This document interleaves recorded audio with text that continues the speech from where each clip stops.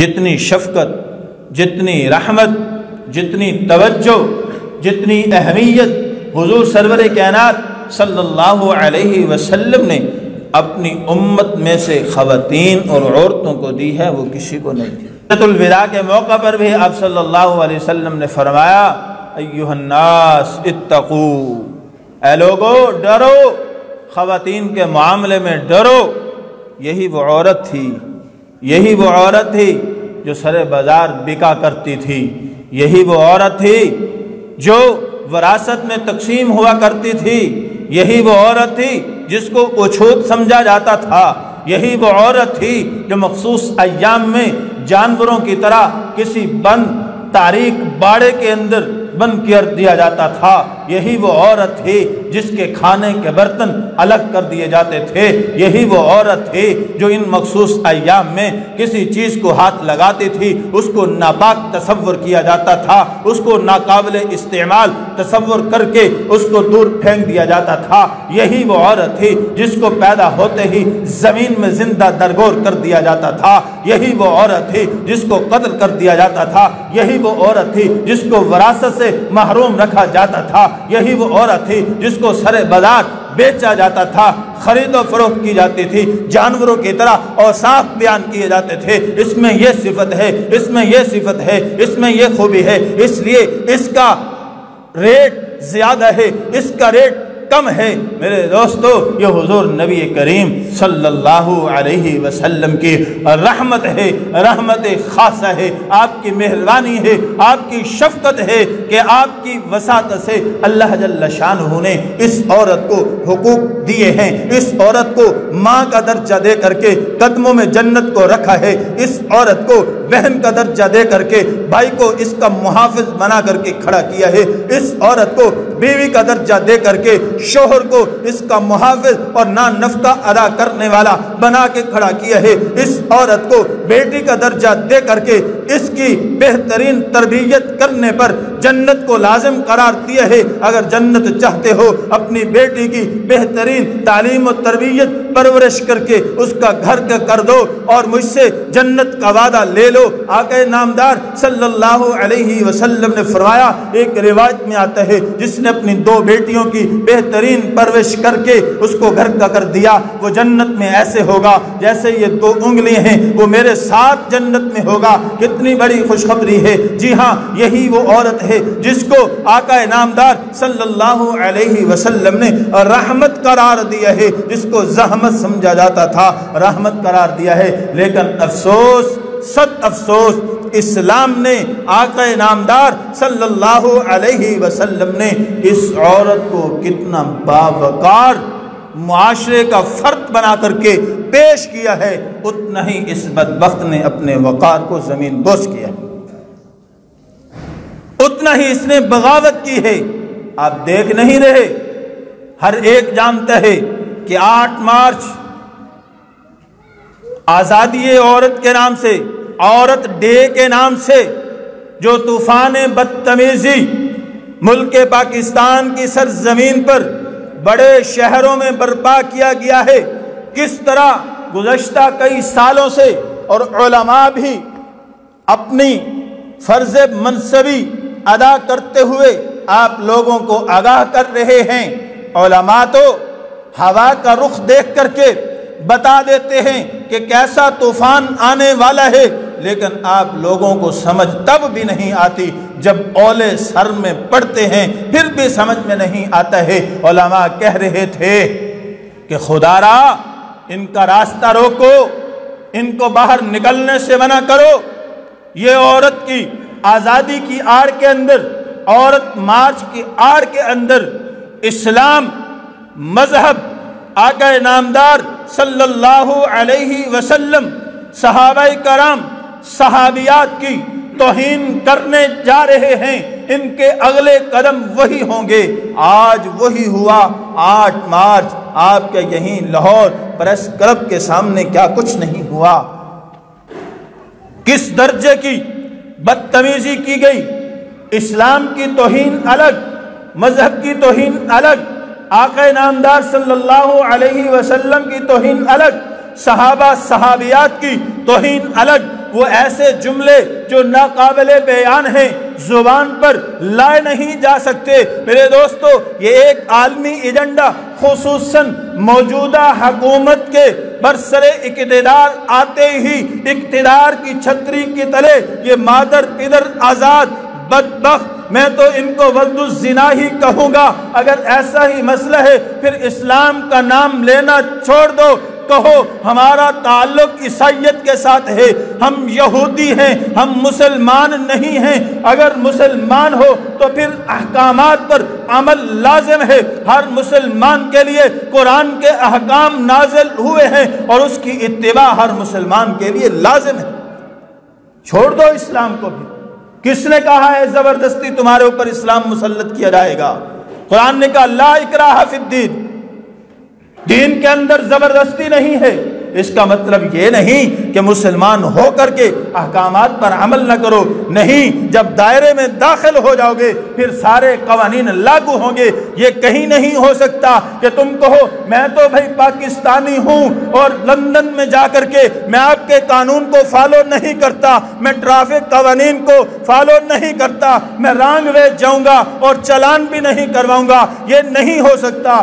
آج کوئی ریاست، کوئی ملک اپنے قانون کی خلاف ورزی کرنے پر معاف کرنے کے لیے تیار نہیں۔ اسلام ایک آفاقی مذہب ہے۔ جب اس دائرے میں آ گئے، جب اس کے دامن سے وابستہ ہو گئے، پھر ہر قانون کو فالو کرنا ہوگا۔ اگر نہیں کریں گے تو اس پر پھر سزا موجود ہے، اس پر پھر سزا موجود ہے۔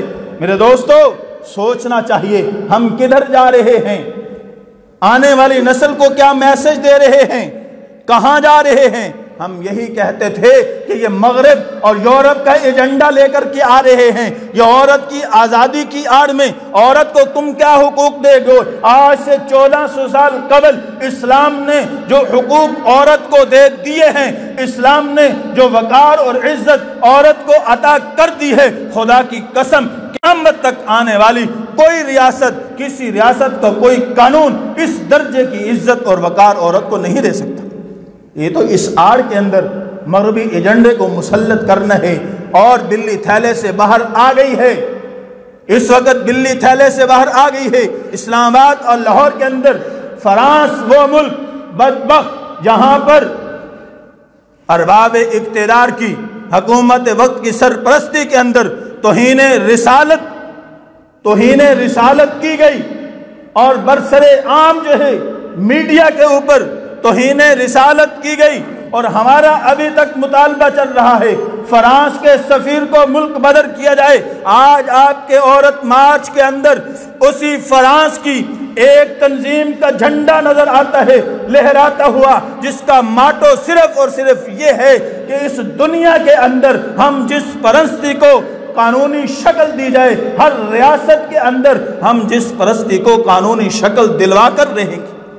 مغرب اور یورپ کے کئی ممالک نے ہم جس پرستی کو قانونی شکل دی ہے، قانونی تحفظ دیا ہے، اس ملک پاکستان کے اندر بھی یہ بدبخت یہی کرانا چاہتے ہیں۔ اور ہم جس پرستی آپ بخوبی جانتے ہیں کہ کس کو کہتے ہیں کہ سر عام مرد مرد کے ساتھ شادی کرے، عورت عورت کے ساتھ شادی کرے، اپنی جنسی خواہشات کو مرد مرد کے ساتھ پورا کرے، عورت عورت کے ساتھ پورا کرے۔ یہ نکاح کے بندھن کے اندر ہم بندھنا نہیں چاہتے، ہم نکاح سے آزادی چاہتے ہیں۔ اس سے آگے بڑھ کر ان بدبختوں نے یہاں تک کہہ دیا، اور ان کی زبانوں میں کیڑے بھی نہیں پڑے، اور ہمارے ارباب اقتدار اور ادارے بھی ان کے کانوں پر جو تک نہیں رینگی۔ وہ بدبخت کہہ رہی ہیں ہمیں آزادی چاہیے، اللہ سے آزادی، رسول سے آزادی، اسلام سے آزادی، اولیاء اللہ سے آزادی، نہ معلوم کس کس سے آزادی۔ اس آزادی کا مقصد کیا ہے؟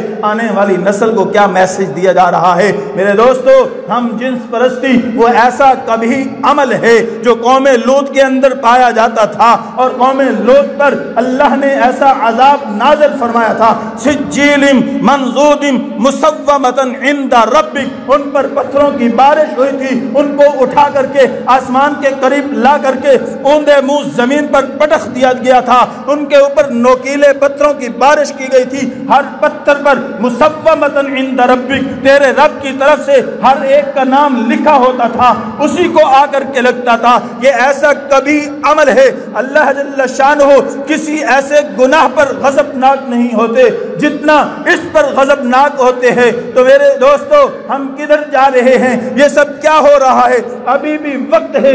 चंद मुजाहिद लोगों ने, चंद इस्लाम पसंद तबके ने और इन लोगों ने आवाज बुलंद की है कि अब बिल्ली थैले से बाहर आ गई है। अब इस्लाम पसंद तबके को बेदार होना होगा।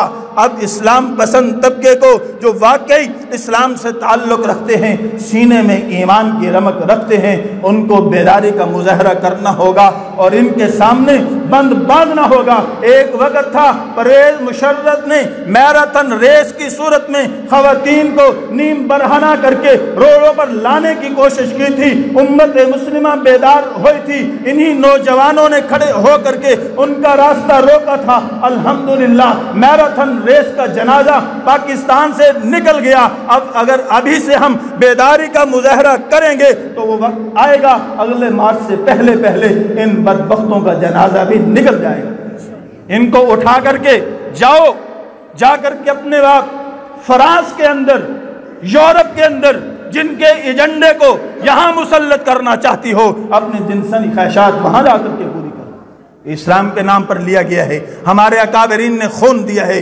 लाखों की कुर्बानियां लगी हैं इस मुल्क के अंदर। इंशाअल्लाह सुम्मा इंशाअल्लाह जब तक ये गैरतमंद मुसलमान, मजहब पसंद तबका, मजहब से ताल्लुक रखने वाला, इस्लाम का नाम लेने वाला ये तबका मौजूद है, तुम्हें खुल खेलने की इजाजत नहीं दी जाएगी।